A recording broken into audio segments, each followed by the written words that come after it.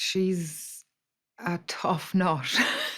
She's kind of like she's kind of like an armadillo. She's got this like hard outer shell, and um, there's a lot of there's a lot of fear in her. I think she's learned to survive through fear by just kind of battening down the hatches, and um, yeah, it was a really kind of it was really hard to play her. She kind of broke me apart. But I really loved her. I really love her. I think she's kind of extraordinary. And I like her wit as well. She's kind of got a caustic wit about her, and especially with poor old August Ben Whishaw, I think she really enjoyed giving out to him.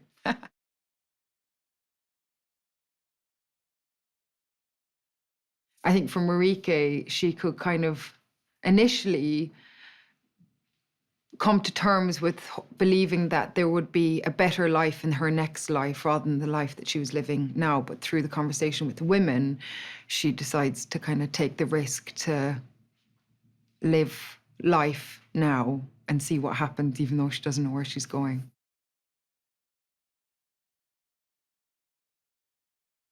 Peter Costco, the designer, did such an incredible job creating the world.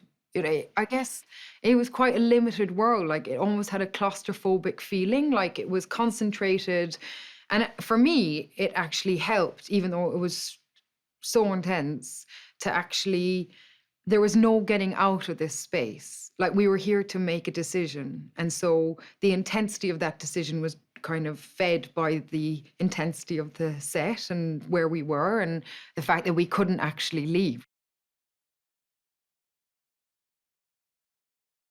Sarah had worked with Luke before, and they had such a kind of trust and relationship, and the little bits we'd see as we'd pass going back to our kind of green room looked so personal and intimate and intense. And I think the bravery to not move the camera too much or kind of look away from people's faces, really processing the weight of what they were discussing. When I watched the film at the end, I was like, really, like, I was really moved. And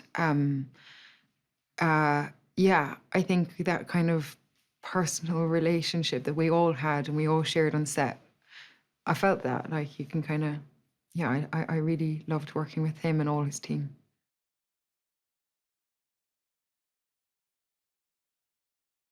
I really have nothing but utter admiration, respect for Sarah Polley. I think she's incredibly brave.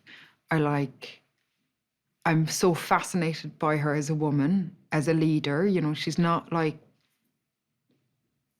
a dictator. She's a real enabler and a truth sayer, and somebody who can hold all those huge energies and points of view is a very, very special person. And I'm forever grateful that I've had this chance to work with her in my life.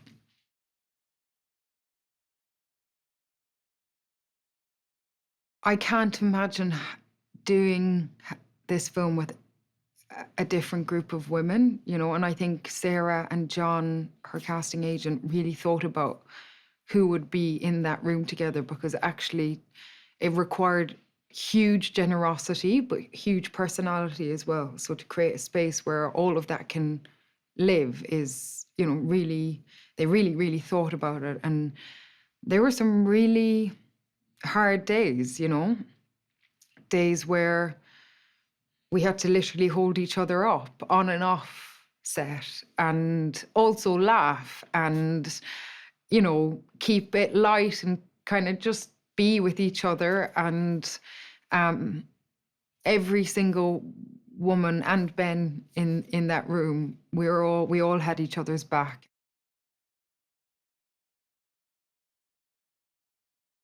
We had loads of fun.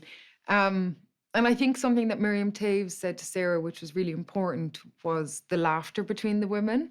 Even though they're dealing with like big things, there's a huge community and laughter. And when the men were away, she really wanted that to kind of be alive. And I think one of the funniest days was Rooney brought a fart machine onto set, and she just was kind of letting rip.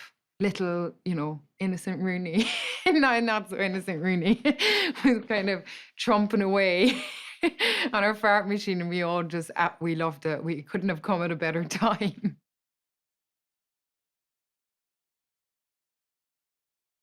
She's just another extraordinary woman, and so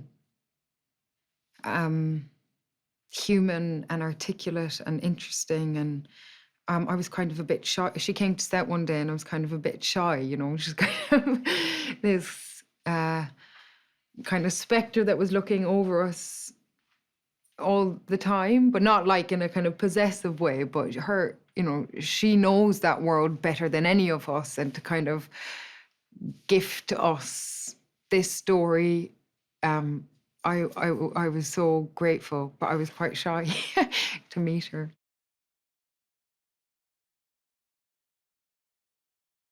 I don't know what happens after the film finishes, and I'm much more interested and excited about the debates that might come from this film. And everybody's point of view is welcome, and they can change.